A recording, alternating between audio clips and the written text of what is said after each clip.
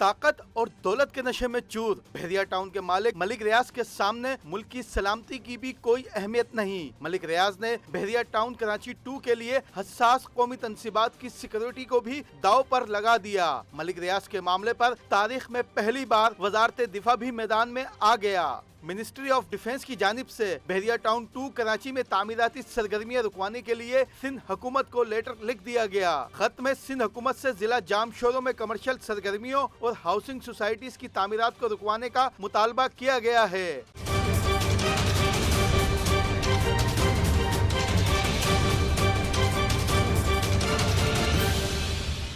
اور کہا گیا ہے کہ ضلع جام شوروں میں ملکی سلامتی سے متعلق اہم تنصیبات ہیں۔ حساس تنصیبات کی سیکورٹی کے فرائض انجام دینے والے ادارے KPID کی جانب سے لکھے جانے والے خط میں اس بات کا بھی انکشاف کیا گیا ہے کہ تمام اسٹیک ہولڈر کو اس معاملے پر سنجیدگی دکھانا ہوگی۔ یاد رہے، ضلع جام شوروں میں حساس اداروں کی جانب سے بھی تعمیراتی سرگرمیوں پر اعتراض اٹھایا گیا تھا۔ ضلع جام شوروں میں بحریہ ٹاؤن 2 کے علاوہ گل مہر سوسائٹی کے نام سے بھی سوسائٹی حساس تنصیبات کے لیے خطرہ قرار دی گئی تھی۔